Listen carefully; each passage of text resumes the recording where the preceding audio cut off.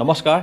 মই বিপ্লৱ দাস আৰু এইটো সিৰিজত আমি কথা পাতি আছিলোঁ আমাৰ মৰমৰ জুবিনদাৰ কিছুমান লিডাৰশ্বিপ কোৱালিটি তো আহকচোন আমাৰ নতুনটো ভিডিঅ' আৰম্ভ কৰোঁ এজন প্ৰকৃত লিডাৰে সদায় 10 জনক ইনস্পায়াৰ কৰে বা প্ৰেৰণা দিয়ে তো জুবিনদাৰ ক্ষেত্ৰতো এইটো বস্তু দূৰত থকা তেনেকুৱা নহয় তো জুবিনদায়ো প্ৰতিজন ব্যক্তিকেই বা প্ৰতিজন শ্ৰোতাকে কি কৰিব পাৰিছিল ইনস্পিৰেশ্যন দিব পাৰিছিল আমি যদি চাওঁ জুবিনদাৰ গানবোৰত বিশেষকৈ আমিতো ইয়ং মানুহখিনিতো জুবিনদাৰ গান ভাল পাওঁৱে বা তেখেতৰ প্ৰতিটো গান সুখে দুখে আমি সেই তেখেতৰ গানবোৰ শুনো কিন্তু তেখেতৰ ভক্তিমূলক গানবোৰত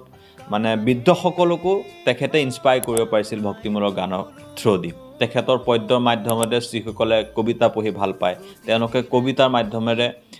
তেওঁলোকক জুবিনদাই কি কৰিছিলে ইনস্পায়াৰ কৰিব পাৰিছিলে আৰু বহুতো যিসকল গুণী জ্ঞানী ব্যক্তি আছে তেওঁলোকে কেনেকৈ ইনস্পিৰেশ্যন হৈছিলে মই ভাবোঁ জুবিনদাৰ যিবোৰ শব্দৰ বাছনি বা গানত যিবোৰ শব্দ ব্যৱহাৰ কৰে সেই শব্দৰ প্ৰতিও বহুতো এনেকুৱা ধৰক ইণ্টেলিজেণ্ট ব্যক্তিসকল আছে যিসকলে তেওঁ সেই শব্দবোৰ ভাল পায় শব্দৰ সিলেকশ্যনবোৰ ভাল পায় জুবিনদাক আঁকোৱালি লৈছিলে তো প্ৰতিটো বৰ্গৰ প্ৰতিটো ক্ষেত্ৰৰ ব্যক্তিসকলক মানুহসকলক জুবিনদাই আকৰ্ষণ কৰিব পাৰিছিলে লগতে প্ৰেৰণা যোগাব পাৰিছিলে যে এনে ধৰণৰ হ'ব লাগে এনে ধৰণে আমি কামবোৰ কৰিব লাগে তো লিডাৰশ্বিপৰ এটা কোৱালিটি হৈছে ইনস্পিৰেশ্যন কৰা আৰু 10 জনক আগুৱাই যাবলৈ নতুন এটা কৰিবলৈ নতুনকৈ ভাবিবলৈ